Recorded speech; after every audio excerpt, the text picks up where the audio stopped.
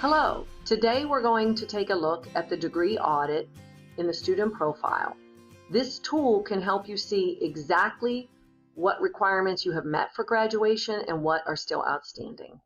We're going to start from the Current Students tab, go to Banner Web, go to the student profile page. From there, you can see your degree evaluation.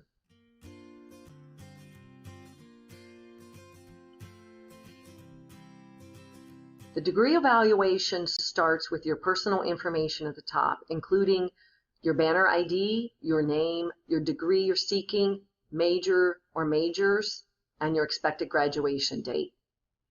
Any of those can be changed with the proper forms if you need to. The degree progress is shown in the middle. That's a numeric and visual interpretation of a rough percentage of completion toward your degree. Next to it is your overall GPA. To the right is options for running the degree evaluation from in progress classes, or if you're already registered for next semester, those classes can be checked or unchecked. Generally speaking, you want to leave these checked.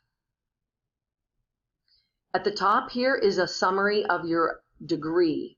It has the number of hours required, how many you have, the catalog you're under, and the GPA.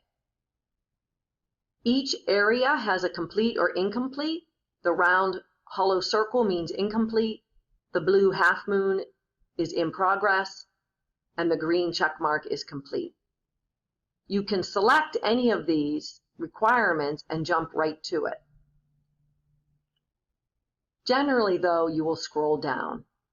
Of course, the core curriculum is the most complicated requirements for most students.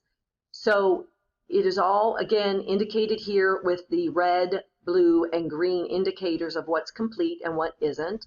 Notice with the attribute requirement, you may select on, in this case, humanities, which will pull up a full list of courses that have the humanities attribute. Keep in mind, these courses are all that is offered, not based on any one particular semester. Same with the PLKR or any of the other requirements for the university course, such as engaging the global community or the linked courses, Kappa. Then as you scroll through a major or majors, again, total credits required, how many you have earned, the GPA. Now keep in mind, you have to have a 2.0 or above GPA in your major and your overall in order to graduate. Additionally, STEM and Bowler students must have support courses and Bowler GPA at or above a 2 point as well. When you see major electives, there's usually either a listing or a coding. This means PO3 at or 4 at means 3 or 400 level. Obviously, PO 105 is a particular course. Some have complete listings of options. So this is 9 credits from this list. And you can open each course to read the course description. As we scroll through, I want to point out fall through. These are courses which don't fulfill any of the above requirements, meaning it's not part of your university core curriculum or a major or minor. These do count, however, for your 120 credit hours toward graduation. And then lastly, there is a legend at the bottom to help you remember any of the codes you might forget. I hope this has been helpful to you.